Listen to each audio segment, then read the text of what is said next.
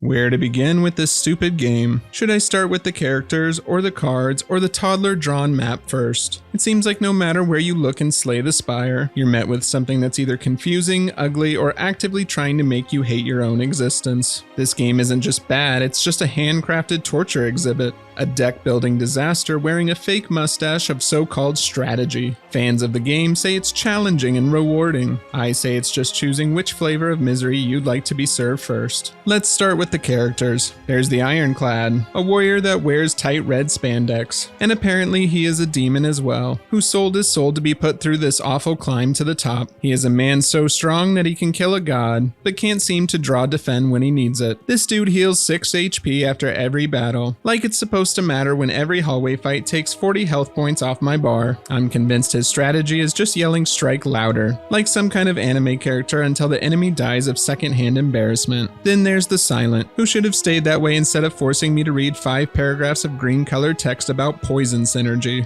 Oh yes, the poison. What fun. I love watching my enemies slowly die while getting punched to death in the face. Real thrilling gameplay. And don't get me started on the defect, or as I like to call him, Orby Boy. He is a robot who channels orbs. Nice work, devs, on stealing the character design from Overwatch and just slapping it into your game. After playing Orby Boy for a while, I finally understand what channeling energy means. It's what I do every time I scream at my monitor when I'm trying to figure out which orb synergy I should be going with. Lightning orbs, frost orbs, dark orbs. Please just pick a personality and stick with it, Orby Boy. And last, there's the Watcher, a monk who plays the game in stances. You know where else you can do stances? In yoga. Nice work, Slay the Spire. You made me play a turn-based roguelike Pilates simulator. The Watcher is proof that enlightenment is just dying in 3 different stances at once. 1 second I'm calm, the next I'm wrath, and then I'm dead. The only lesson I've learned is that inner peace comes from accepting your zero-cost cards will never show up when you need them. But the true villain of this game isn't the characters, it's the cards. Every turn the game gives you 5 new ways to make a mistake. You either draw strike or defend. These are some really riveting options. The game dares to call this deck building, but no, this isn't deck building. This is just me slowly drowning in a sea of bad decisions, printed on paper rectangles. I can't tell if I'm supposed to be building a strategy, or just praying to the RNG gods to bless me with something other than another defend card. Honestly, sometimes there are just too many cards in my hand, and there's just too much math involved in this game for my tiny brain. Oh wow, a 5-block card, amazing! This is truly the wall between me and death. I love when I draw 5 of these in one hand while the enemy charges up a 30 damage attack. It feels like most of the time playing defend is like trying to stop a meteor with a frisbee.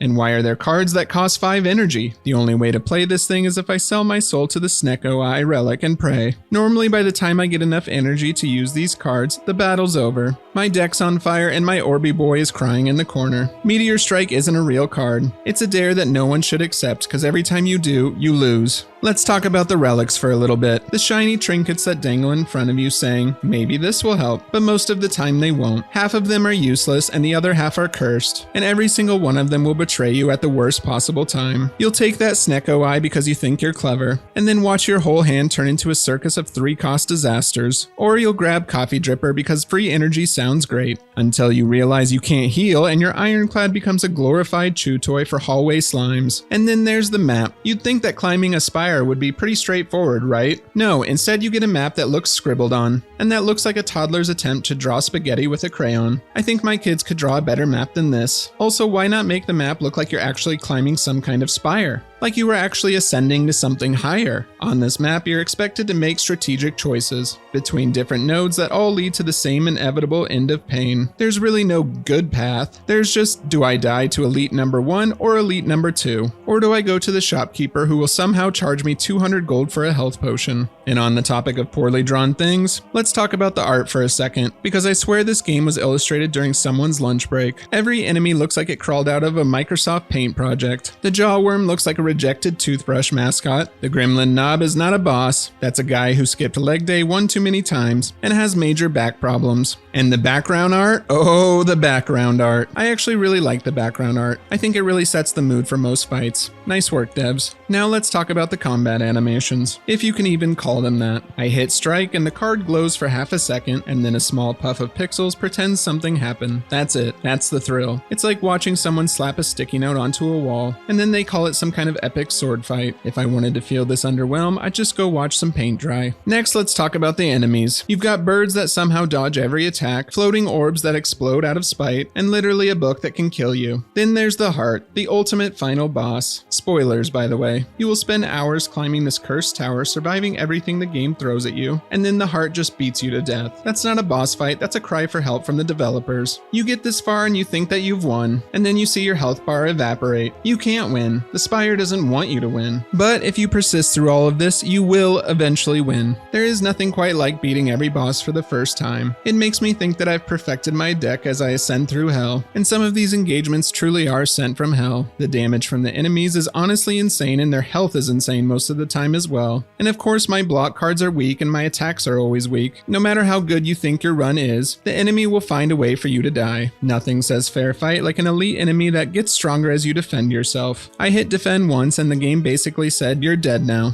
Or imagine fighting a lava lamp. It just hovers there, alternating between massive attacks and the most passive aggressive shielding I've ever seen. Every time it takes a turn I can feel it judging me. This isn't an enemy, it's my anxiety with a hitbox. The devs clearly just have a council of evil masterminds who want players to suffer. This whole game is just one big unbalanced RNG simulator. You would honestly have to be a masochist to like this game. You could play perfectly, plan every move like a chess grandmaster, and the game will still give you a handful of defends, while the elite enemy windmills into your face. Every turn is a gamble and every card you draw is an insult. At one point I realized the game frustrated me more than it provided enjoyment. There's so many options that seem nice, but there are traps, and they bite you hard further into the run. The more you play, the more you'll start to identify how each bonus screws you over down the road, and you'll realize that unless you rolled the perfect roll of dice, your deck will actually get weaker on each floor that you pass, and it kinda just sucks after a while, honestly. I think there might be too many layers of RNG in this game for me. It seems like there isn't much you can do to overcome not having the correct cards in your deck. Even in situations where you have the correct cards, there is always the chance they will be drawn in the incorrect order. After you get an understanding of the classes and the different builds that are viable for the endgame, you realize in the end that you're just playing a game of slots. It seems like 6 out of 10 runs I say to myself, I guess I'll just die now, because of some random effect forced upon me. This might be some people's cup of tea, but honestly I'd rather lose by being stupid than some random event that occurred. They call it a roguelike, I call it Vegas with extra suffering. At times you might think you're being clever picking cards and managing relics, but really you're adjusting a series of multipliers until the game decides you're not allowed to have fun anymore. But if you can overcome all of that, and you think you've got a handle on things, after you've cleared your first run you unlock the ascension levels. Because apparently losing 40 times in a row isn't enough, now the game wants you to lose even harder on higher difficulties. Congratulations, it says. You've beaten the Spire once. Now do it again, except this time everything is worse. That's not progression, that's Stockholm Syndrome. I know gamers always beg for replay value in games, but I'm pretty sure this isn't what they meant. Nobody asked for play it again but worse every time as a design philosophy. I don't even know why I keep trying to climb to higher levels. It's like I'm climbing a staircase made entirely of Lego bricks. Honestly though, the first few ascensions feel challenging but fair. Then around Ascension 7, the game just pushes you off a cliff and says, "Fly, you idiot." Great, thanks a lot, Slay the Spire, really helpful. The community loves to talk all the time about how rewarding this game is, and I'd love to know exactly what part of the game they think is rewarding. Is it beating an elite that gives you a relic that curses you? That's not a reward, that's masochism in card form. But people will still say they love it, and they really do love it. They talk about the synergy, the build variety, and the strategic depth, as if those words mean anything. But deep down, I think we all know the truth. We play Slay the Spire because we hate ourselves. It's the digital equivalent of chewing glass. It hurts, but at least it feels honest. Both the game and the community will gaslight you into constantly believing that you're the problem for not grinding for 200 hours, so that you can play something that vaguely resembles an intellectual experience, but it ultimately boils down to randomly re-rolling until you stumble upon a decent setup. Still, there is something addictive about it. You swear you're done multiple times after multiple bad runs. You close the game, you uninstall it, and maybe even write a long essay about how much you hate it, or in my case, make a video about it. But then a few days later, you're back. You tell yourself, just one more run, just one more attempt and I'll go for the poison build this time. And the next thing you know, it's 3 AM and you're bargaining with the cartoon merchant.